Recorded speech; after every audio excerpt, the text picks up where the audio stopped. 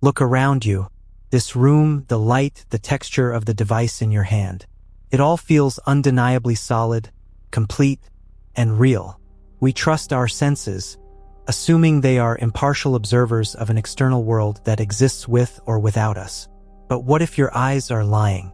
What if the universe isn't a persistent, fixed object, but a simulation that is actively being rendered only when you observe it? This is the core of the render theory, a chilling intersection of simulation hypothesis and quantum mechanics that challenges the very foundation of your existence. It argues that the world doesn't exist behind your back, that it collapses into data fragments or a pure void the moment you look away, and that it struggles to keep up with your perception. The theory finds its roots in quantum physics, specifically the infamous double-slit experiment. In this test, particles behave differently depending on whether they are observed. If unobserved, they exist as a wave of probability, existing everywhere at once. The moment an observer, a consciousness, or a measurement device looks, that wave collapses, and the particle snaps into a single, definite position.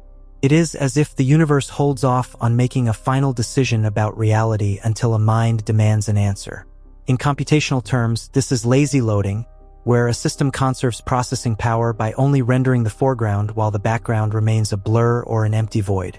This process suggests that reality is not persistent, but contingent. The universe is not a movie playing on a loop. It is a game being actively generated around your central point of awareness. If this holds true, then reality itself is a simulation that is actively and desperately optimizing its limited bandwidth based on where you choose to look. Think of it like a high-end video game. When you play, the entire digital world isn't loaded into the memory at once. That would crash the system. Instead, the game only renders the scene exactly in front of your character's eyes. As you turn, new parts are generated instantly while the previous environment unrenders into raw geometric data or a black void behind you. This isn't a game. This is your life.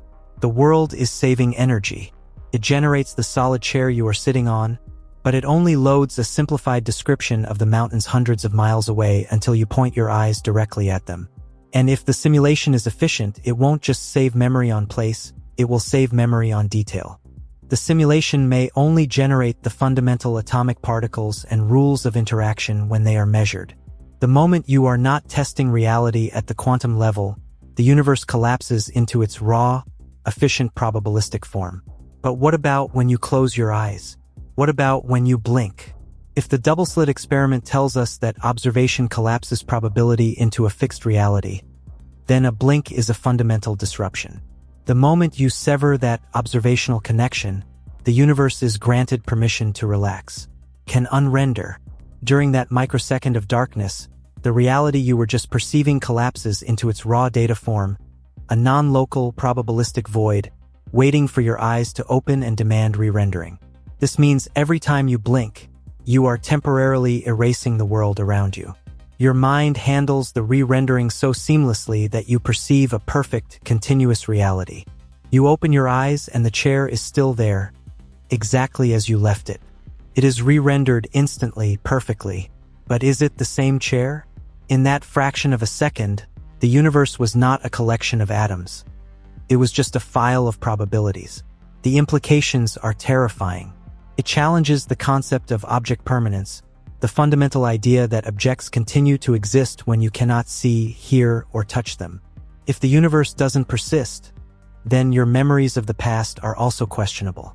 They aren't recordings of actual events, but consistent data logs re-rendered whenever you access them. If you open your drawer and find your keys, the universe didn't keep them there. It simply fulfilled the probability data that states the keys should be in that location when you choose to observe it. This means the entire world, everyone you love, and everything you know is a contingent possibility, not a solid fact. We are not observers of a simulation. We are the observation for the simulation, and the universe only materializes because we are looking. The evidence for this glitchy, unpersistent reality might be hiding right in the open. Have you ever experienced a sudden sense of déjà vu? Have you ever had your eyes snap to an object and seen it with too much resolution? A rendering error where a detail was generated milliseconds after your perception demanded it? We dismiss these as tricks of the mind or minor mental glitches. But in the render theory, these are structural artifacts of a processing delay. Perhaps that sensation of the world subtly updating itself, of details clicking into place just as you look, isn't a memory issue, but a literal rendering lag where the universe struggled to load the reality data before your consciousness perceived the void. The world doesn't exist until you ask it to, and sometimes the simulation just is not fast enough. So here is the final, agonizing question. If you can accept that reality doesn't exist behind your back, that it only renders in a thin cone of observation, then are you even real? Are you a solid being?